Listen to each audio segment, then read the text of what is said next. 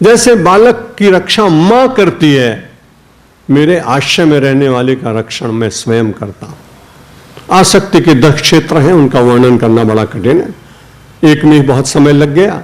जननी जनक बंधु सुत दायरा और तन धन धाम सुहृद परिवार। किसी को तन में बहुत ज्यादा इतनी आसक्ति। हिमाचल प्रदेश में एक साधारण गांव का रहने वाला है, उसका नाम है खली।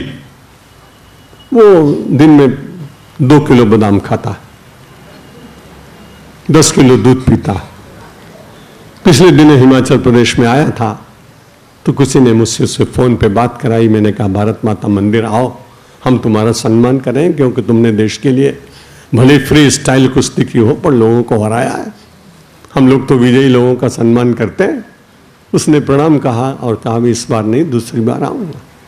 मैंने सहज रूप से उससे पूछा तुम्हारा शरीर बड़ा बलवान, भोजन आदि क्या करते हैं? बोले निरामिष भोजी हूं, शाकाहारी हूं, 10 किलो दूध पी लेता हूं, 1 किलो बादाम खा लेता हूं, 5 किलो दही पी लेता हूं, कभी कभी इच्छा हो तो 1 किलो रवा का हलवा खा लेता हूं, और दिन में कम से कम 12 घंटे व्यायाम करता हूं, 2 घंटे पछाड़ता हूं लोगों को। अब उसको और कहीं आसक्ति नहीं हुई तो तन में हो गई।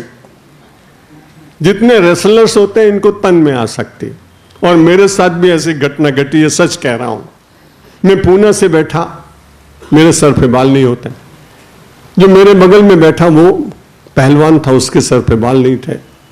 वो कोल्हापुर में कुश्ती जीत के आ रहा था। उसने सन्यासी को कभी देखा नहीं था। उसने मुझसे पूछा पहलवान तुम कहां से जीत के आ रहे हो?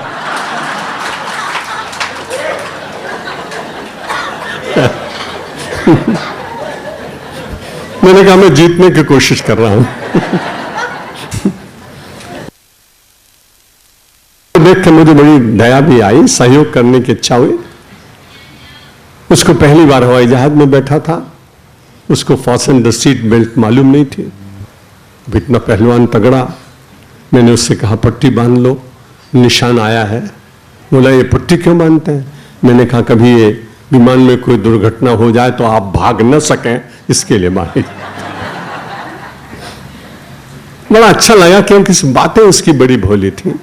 फिर मैंने उसको बताया मैं सन्यासी हूं, तुमने कभी देखा नहीं? बोला मैं तो महाराज कभी देखा नहीं, गांव का आदमी, रात दिन अपनी पहलवानी करता हूं। एक बार किसी को देखा था लेकिन पूछा नहीं।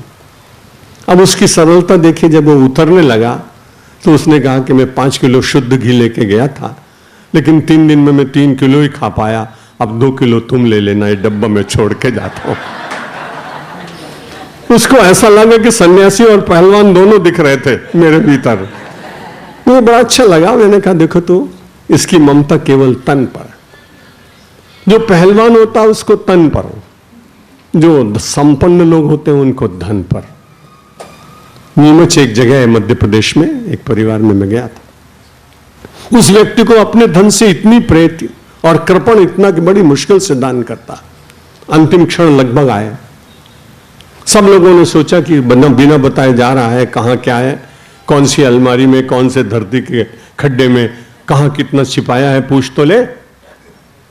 इतने में उसको कोई औषधि दी और थोड़ा उसको चेतना आई। जब चेतना आई तो उसने उंगली उठाई। जब उंगली उठाई तो घर के लोग बड़े प्रसन्न हुए कि अब ये बताएगा कि कहां क्या रखा है। अब उसने उंगली से जब बताया, उंगली से बताया तो लोगों ने देखा, देख रहे थे, अब तो सांस जा रही। उन्होंने कहा जल्दी बताओ कि कहां क्या रखा है।